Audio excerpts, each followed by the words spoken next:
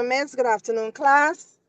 Now, this is Group D, and we will be presenting on the course EFN for 303, Psychology of Learning and Development. The members of this group are Stephanie Williams, Kathy Reddock, myself, Alicia Boucher, Shimel Adams, Nikasi Boville, Rihanna Moore. Next slide, please. Now, our group is tasked with the scenario, the learner who is falling behind. A teacher notices that one learner reads very slowly, avoids writing tasks, often forgets instructions, and becomes embarrassed when asked to read aloud. The learner is not disruptive, so the problem has gone unnoticed for some time. My colleagues will take you into the presentation further, so just sit back, relax, and enjoy. Thank you, Miss. What is meant by special education needs? Special education is the need that applies to a broad range of learning difficulties that may affect a child's ability to learn in a traditional environment. This may arise from physical disabilities, sensory impairment, communication disorder, and behavior difficulties such as kids on the autism and the dyslexia spectrum. Learner with this condition that requires a specialized teaching strategy that help them to adapt to various learning materials, such as assistive technology. Why early identification is important? Early identification promotes inclusion by ensuring that children with SEND participate alongside their peers in meaningful way instead of isolating them, further creating inclusion in the learning environment and by setting positive learning space. In this way here, instead of leaving the children because they're on the spectrum, you leave them aside by themselves, you try to put them with their peers that they can interact and communicate with the others. And this will also help them with their improve their communication skills alongside working with their peers. Relationships that can help improve communication and reduce barrier to learning while also encouraging collaboration among teachers and families, guiding along a healthcare profession. Hence, it's critical that special education needs to describe the support need for children with disabilities along encouraging and promoting an inclusive curriculum that promotes social inclusion that helps children each reach their full potential. And with this also we can also encourage parents, what has been done in school, we encourage them to at least interact and work along with the teachers with whatever the child is being done in school, and that will also help support the children and also the child's need. Signs in a scenario that may suggest a learning difficulty or sin.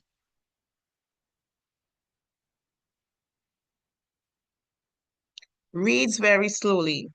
So the teacher would have noticed that the child reads very slowly, which could signify signs such as dyslexia, or processing speed issue.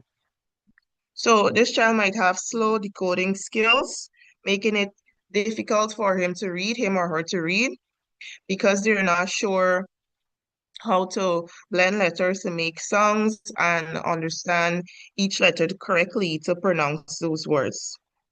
So the child would read very slowly because they're trying to decode each and every word that they're seeing there, and which is going to be a difficult task for them, right?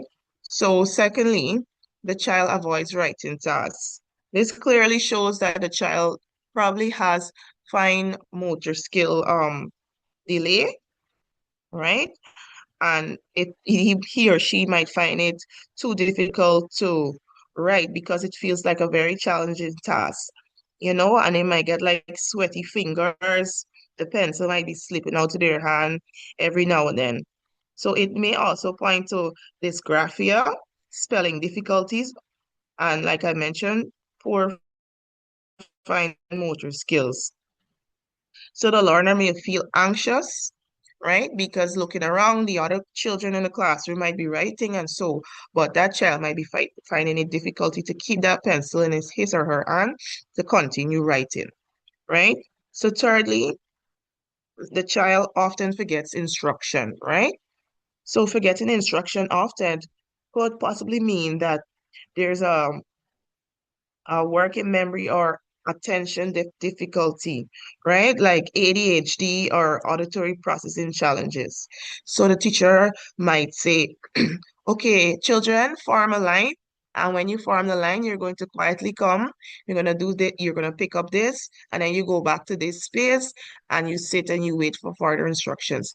So that child might find it difficulty to remember each thing that was said and the correct order in which it was set to follow those instructions, right? So multiple step directions are too hard to hold on to. So that child would mostly depend on looking around to see what his friend or peer is going to do next to remember what he or she has to do, right? So for the fourth point, the child is embarrassed reading aloud.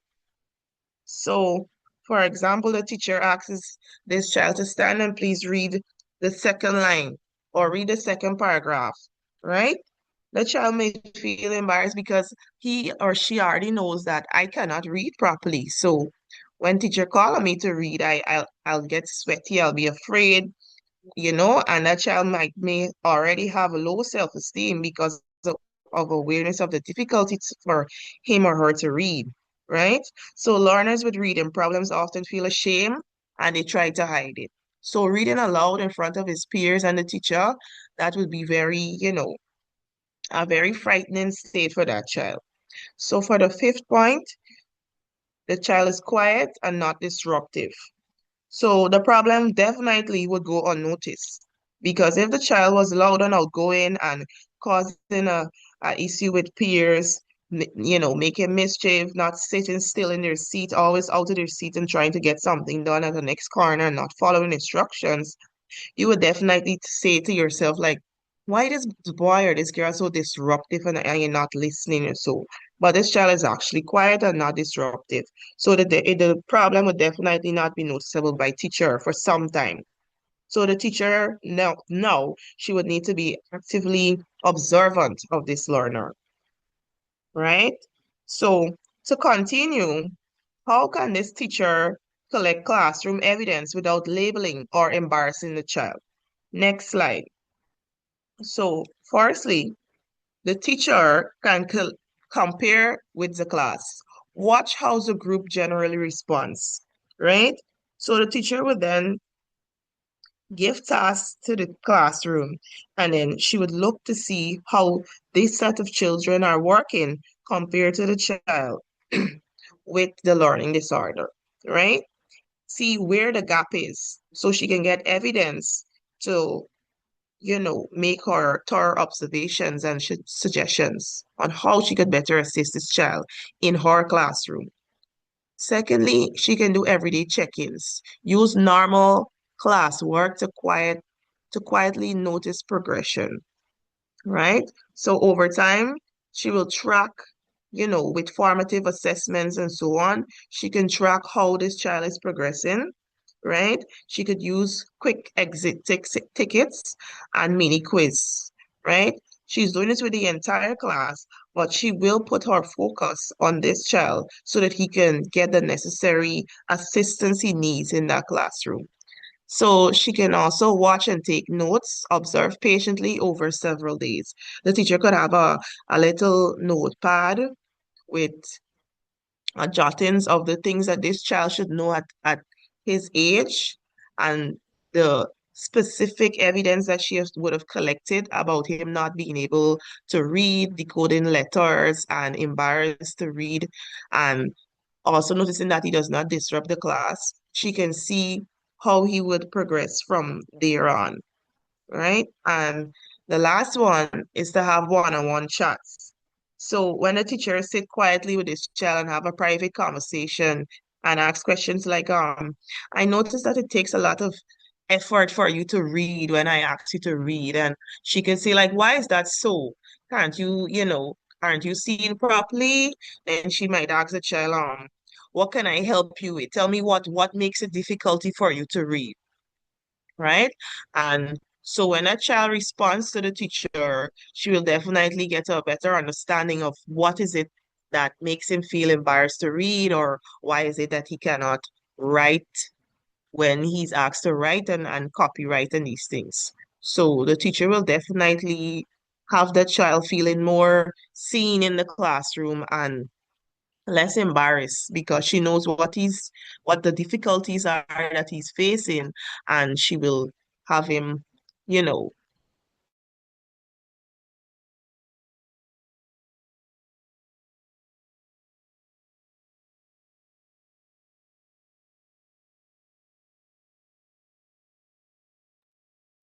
Thank you, Miss. So now I'm going to discuss on some inclusive classroom strategies that can help the learner participate and improve. Miss, the next slide. Okay, so first thing, the teacher can try to avoid calling on the learner out of nowhere, probably to read from the reader or from off the chalkboard, because doing such, the child may feel embarrassed. As my colleague explained earlier, because of low self-esteem, the child may not want to read because the child already know, well, I'm not as good of a reader, and the children might laugh at me or so on. So the teacher can avoid doing that. Secondly, the teacher can try to practice the whisper check, meaning like while the rest of the class, they're busy doing their seat work, the teacher can quietly walk over to that learner's desk and ask the learner quietly to read a single sentence, like, can you please read a sentence for me? And you're not pressuring the child. So when the child is reading, now you can encourage and say, yes, very good. And that way the child will feel, well, yes, I can do it. Then the teacher can, let's say, you want the learner to participate during the whole class reading because you don't want to leave that child out. So what you can do as a teacher, point a specific short sentence before the lesson begins and let the learner know that when the lesson begins, I'm going to call on you to read this same sentence here. So please go and practice so that the learner will try to practice reading that sentence. So when it's time now for that lesson to begin and the teacher call on that learner, the learner will at least know what he or she has to do.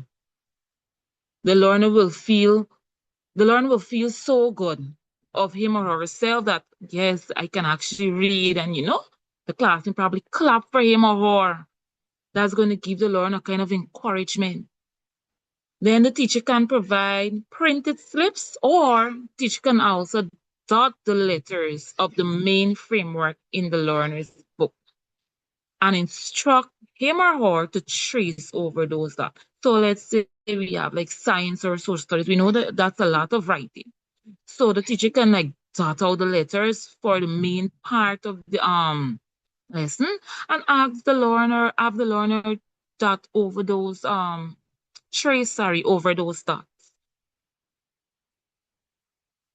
So the teacher can also assess the learner whether to know if the learner understands the concept. They can assess the learner verbally or through drawing or labeling tasks, rather than forcing a full written paragraph. As I just explained, let's say we're doing science or social studies, we don't want to have the learner who don't know to write properly, or probably let's say don't want to do much writing. We can't force that learner, but instead we can to know if the learner understands the lesson. The teacher now can assess the learner verbally, ask questions, or give the learner a drawing task. Tell them, can you please draw something from the lesson that I just taught you all, something that you understand, or do some labeling tasks or so. And when the learner is finished doing such, the teacher can, praise that learner, let the learner know, well done. And The teacher can also use visual aids, step-by-step board instruction, and group reading for the whole class, not just one learner. So that way, the learner gets to get the support he or she needs without feeling labeled or different from the other classmate. So once a teacher can include that learner, try to get things that the learner will be able to relate to the visual aids and so on, the learner will be able to be included in the classroom, the learner won't feel different from the others. And with that, with doing such, the classmates, the peers now, they will be able to assist that learner too. They will encourage that learner, well, okay, this is what we're doing, you can do this too. And the learner will feel more encouraged and would be willing enough to participate in the lesson. So now I'm going to allow my colleague to continue. So I'll be discussing how teachers should involve parents, school leaders, specialists, and support services when a learner is falling behind. When a learner is struggling, the teacher shouldn't feel like they have to solve the problem alone. The best results come when everyone works together to support the learner. To begin with, parents are very important. Teachers should keep them updated about their child's progress and encourage them to stay involved at home. So this can be as simple as reading with the child, helping with homework, or encouraging them to keep trying. When parents and teachers work together, the learner receives support both at school and at home. School leaders also play an important role. They can provide resources, help organize extra support, and work with the teacher to make sure the learner's needs are being met. Their support helps create a positive learning environment for the child. There are also times when the teacher may need help from specialists. These professionals, such as speech therapists, learning support teachers, educational psychologists, or counselors, they can assess the learner and recommend strategies that are suited to their individual needs. And finally, we have the support services. They can make a real difference. Literacy program, counseling services, and other community support programs, they can provide extra help for the learner who need it. When everyone communicates and work together, the learner has a much better chance of improving. So overall, helping a learner who is falling behind is not the responsibility of one person. It takes the teachers, the parents, school leaders, specialists, and support services working together. By supporting each other, we can help every learner feel confident, included, and successful. I will now hand you over to my next colleague.